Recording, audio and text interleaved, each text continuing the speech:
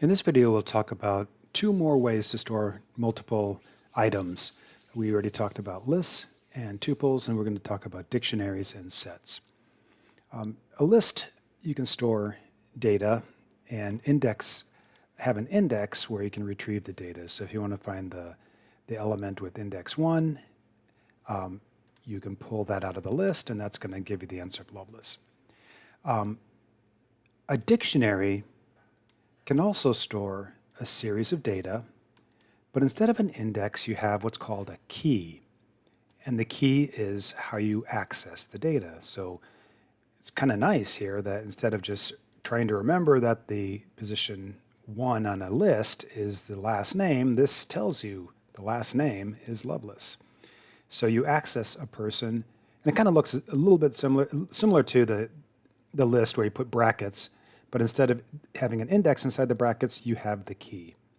And any, I should say, hashable or non-mutable item can be a key. So like a string, an integer, or a tuple, for example.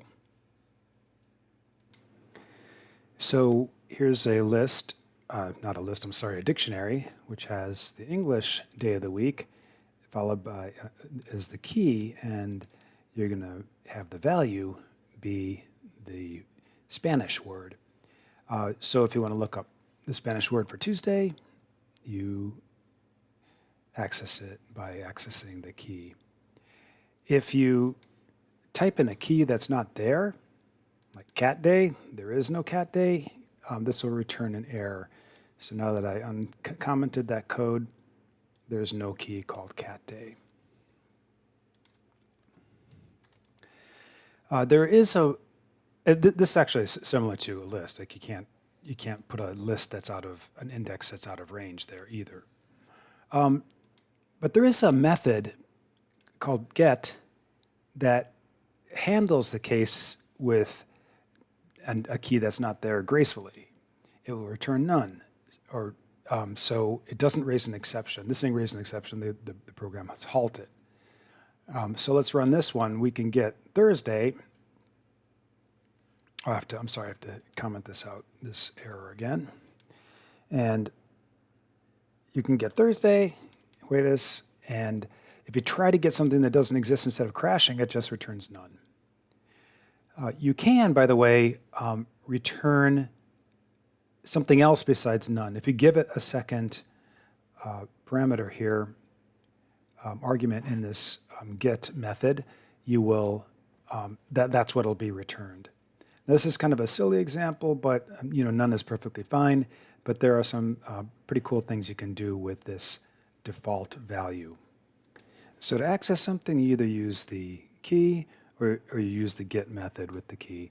And if you want to add an element to the dictionary, in a list you'd append, but in this case, for a dictionary, we're going to update. So, well, actually, there's two ways to do it. One is just give it a value. So you say Pi Day is a new key. If you assign it a value, then this creates a dictionary element item with Pi Day as the key and DIP as the value. So it may be hard to see, but here we got that new value in the dictionary. The second way to do it is the update method, where this is kind of like extend on lists, where you can give it a list, you can give it a dictionary, and it'll tack this dictionary to the end of the dictionary that you already have. So this one now has 2 extra days, Cake Day and Pi Day. And if you want to remove elements, pop is the way to do it. This is just like a list where you pop and you give it the key. Now, if you loop over a dictionary in a for loop, for day in Spanish, this will just give you the key. It'll only return one thing, the key, not the value. So we looped over the dictionary and received only the English keys, not the Spanish values.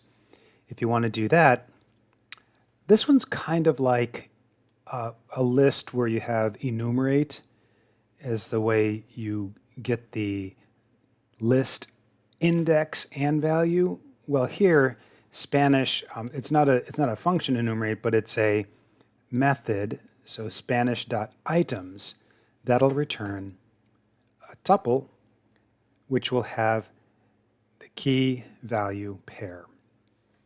So here, this will return, as you go through the list, the first item that will be returned is the tuple that has Monday and lunes in there. And once again, you know that you can unpack the tuple. So I have the English and the Spanish in these two variables, and I can print them out. So English Monday is Spanish lunes. Okay, so this is a loop which has both the index, I'm sorry, not the index, the key and the value. So that's items. And actually, this items doesn't have to be just in a for loop. There are three different methods. If you want to get just the keys, you can do that. And here are the Spanish keys, and this will actually return something that you can loop over, but you can also turn this into a list by enclosing this in the list function. But this is just the list of keys, but it's inside a special construct. And this is just the values, and the last one is, both the key value pair as tuples, not that gets it accessible outside the dictionary. We're going to use a dictionary in a pretty cool example of the power of a dictionary. Here we're going to count the letters in a string, and we started a dictionary where we set the counts to 0. A, B, and C are all 0. And so we're going to go through a loop, and we're going to pull out the letter in the string. And what we're going to do is we're going to look up that letter. So we're going to look up A, and this will get the value 0, but we'll add 1 to it. We'll increment it, and we'll put that back into A. So now A will be 1. As you loop through, it'll just count all the different occurrences of the letter. So let's do that one. And we'll see that there are 3 A's, 2 B's, and 1 C. Now, but what happens if you don't know which letters you have in your string? And what happens if, let's say, the string has some D's and you didn't account for that here? Well, we actually don't need to start the dictionary with initial values, because let's say we try to look up the letter A here. Well, there is no A, but we have a get method that will let us look up A. So I'll look up the character C. And remember, we can assign it a default value. If it's not there, we'll assign it the default value of 0. So this will try to look up A. A isn't there, so it assigns a default value 0, but then since we just found A, it's going to increment it by 1, and now A will be 1.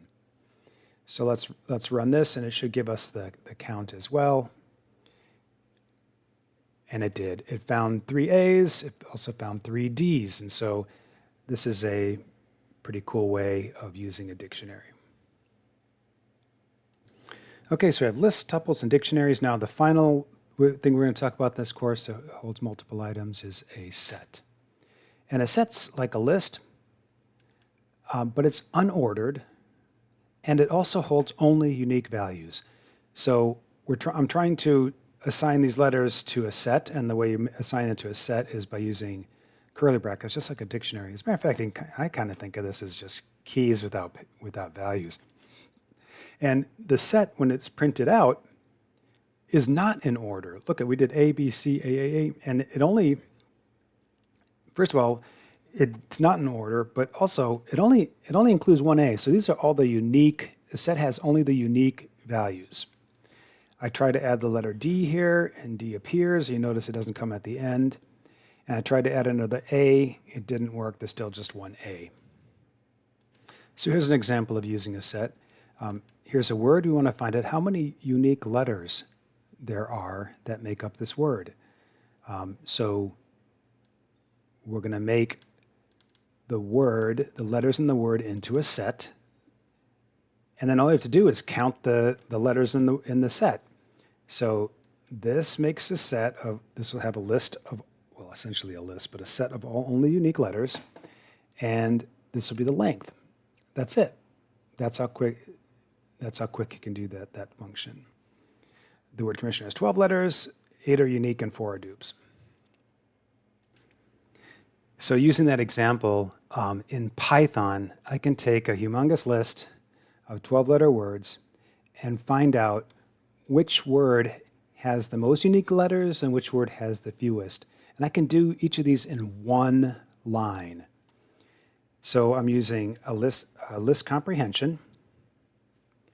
And the list comprehension will take a word from this list, professional, and the list comprehension will make a list that has a tuple. It'll have the length of that word, just like we did in the last example, followed by the word. So this will have the number of unique characters in the word. I don't know, let's say it's 8, and then the word itself. So 8, comma, professional. Python's pretty clever about finding the minimum. As we'd seen before, it'll find the element with the lowest value in the first case, and if that's a tie, then it'll find the lowest alphabetized word. So since I put the length first, it'll essentially find the minimum length of unique characters. So this is pretty cool. One line. Let's run that and see what the word with the most and least number of dupes are. Independence uses only 6 letters. 6 are dupes. Relationship has almost all unique letters. I guess the I is the only one duplicated. Pretty powerful. Yeah, try that with Java.